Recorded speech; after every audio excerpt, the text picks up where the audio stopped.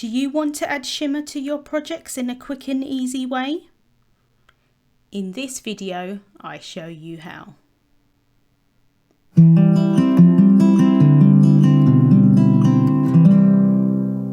Hello there, Michelle Short here with Terrific Tags with Michelle. Today I have a tag to share with you adding shimmer in two ways. So let's get started. I'm using the Crafter Flower Tulip Full Bloom set today. This is such a beautiful set. I really love these layering dies and you can use them in lots of different ways. This set has two different tulip heads, an open one and a closed one. You've got the centres there and then also the stems and some leaves. There are a few different layers to the leaves. You've got two there. I am actually just using the one. And I'm using this tulip here at the top, this open one. So there's just three different layers and then the two layers for the centre. To add ink blending onto the layers, I want to stick them down with something. You could do this in lots of different ways, but I've grabbed some scrap paper and I've just added some low tack tape. So this is removable tape so that I can stick the pieces down and then remove them quite easily afterwards, and they're just going to hold down while I'm doing the ink blending so that I don't get my fingertips in the way. I've cut the layers from Classic Crest Solar White 110 pound cardstock, and like I said, I'm just adding these onto this scrap piece of paper here so that I can hold them in place, and I'm trying to have them stuck down so that they're upwards so that I know exactly where I want to add the shading onto the petals. I'm using the Rose Petal Crisp Dye Ink set and I'm using a small ink blending tool to start with, and I'm adding the lightest shade first onto the petals. I'm focusing most of the colour onto the inside of the petals.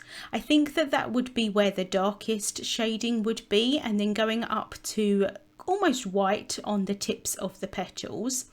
And if I add the blending tool in the middle to start with, it seems to kind of automatically make that part darker. And then I've got the two pieces there on the right hand side. These are the pieces that kind of fold up on the petals themselves. I'm just going to move this one here a little bit further away from the other one. I wanted them to be slightly darker at the bottom. I don't think I really achieved that, but I didn't want to add too much colour onto them because I wanted to leave them quite light. So next I'm going to go in with the next shade here, and again, like I said, I'm focusing most of the colour on the inside, and I'm using a mini blending brush now. The bristles on the mini blending brushes are a lot denser, and so you automatically get more of a saturation of colour. And like I said, I want the insides to be really quite dark, so I'm going in with all four shades of these rose petal colours. There's such a pretty shade of pink, and just adding that darkest shade just very much right in the middle.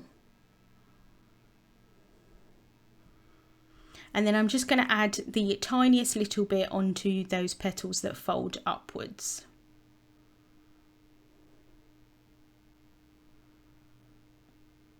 Then for the centres of the flowers, I'm using the Golden Sunset inks, and I'm using Sunray for my lightest shade and Snapdragon for my darkest shade.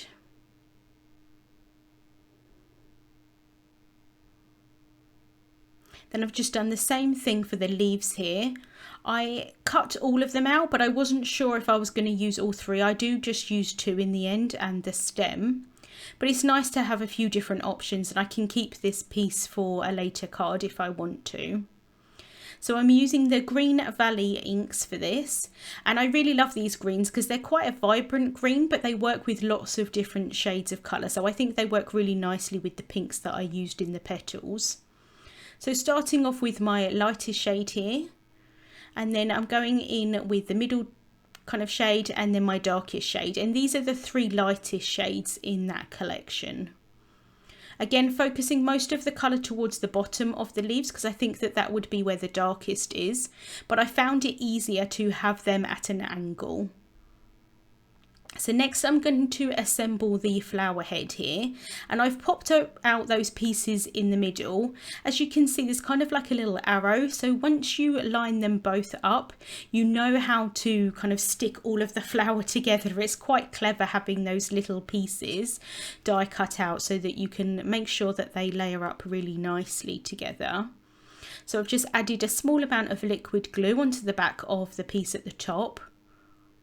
And the back of the packaging explains exactly which layers you want to stick where. So then I can add those kind of lifted up pieces at the front there, and you can see that they're quite a bit lighter. They just add a little bit of dimension onto the flower. So I can just do the same thing here with the other one.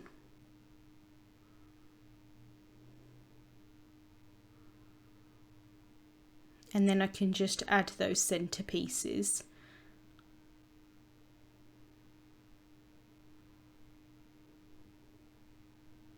Just using the tweezers there just to help me hold the pieces while I add the glue, and then also I find them quite helpful just to place the pieces onto that flower. I then wanted to add some shimmer onto the flower, and I'm using Iridescent Shimmer Ink Spray, and I'm starting off by just tapping the nozzle so that I get some larger droplets of the shimmer.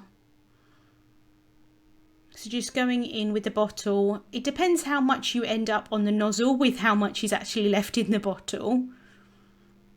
So just splattering that onto the flower, and then I sprayed some onto a craft mat, and I'm just picking that up with a brush and then splattering that on as well, and this is going to give me some smaller droplets.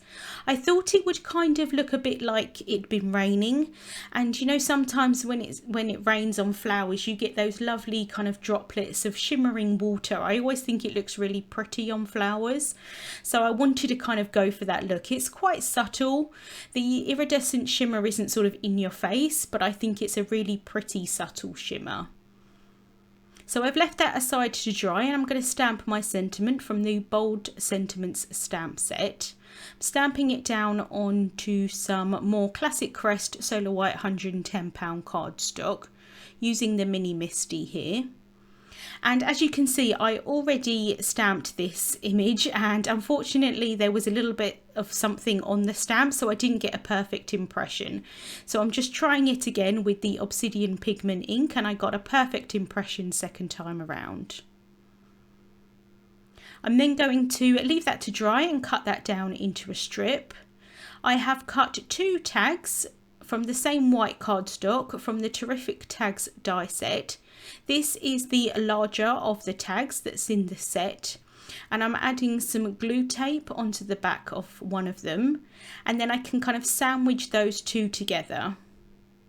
This is going to make it so it looks a little bit neater on the back of the tag, and also just gives it some extra stability. Because I'm adding quite a lot of layers of cardstock on top, I want to make sure that it holds up to the weight.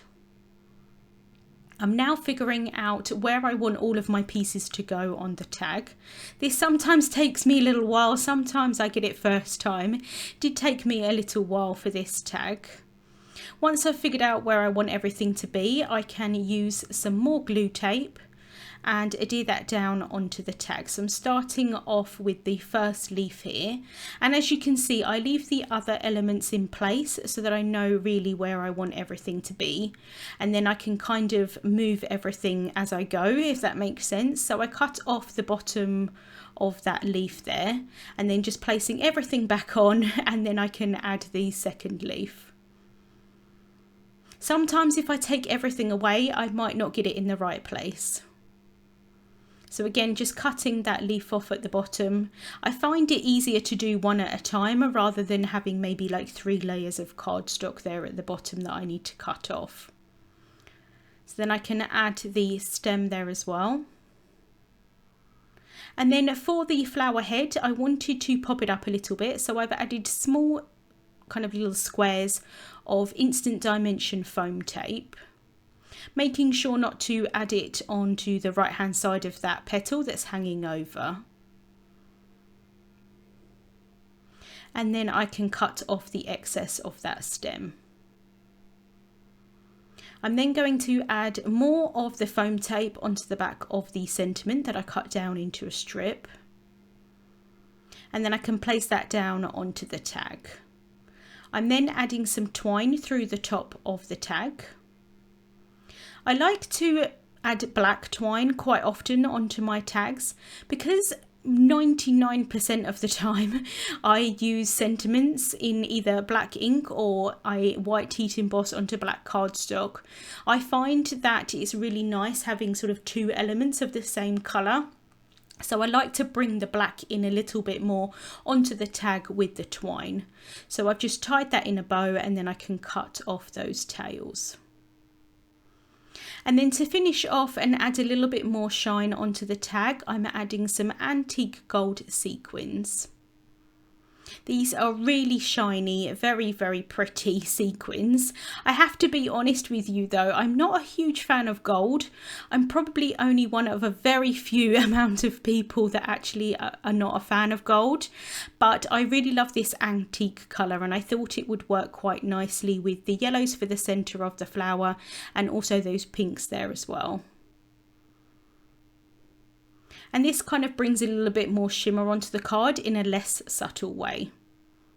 So just adding a few there, cutting that one down a little bit so I can pop it under that sentiment strip.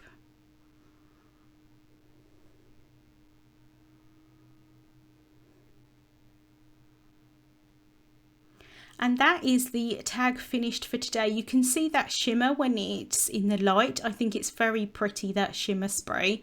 And I really love having those droplets. But if you wanted a little bit more shimmer, you could actually spray onto the flower itself from the bottle. Links to the products that I used will be listed in the description bar on YouTube and also over on the Altenew blog. Thank you so much for watching and I hope you have a wonderful day. Hello crafters, Jen here. For more tips, techniques, tutorials, and to discover which paper crafting products are right for you, subscribe to Altenew's YouTube channel. Make sure to hit the notification bell so you don't miss any videos. Thanks for watching.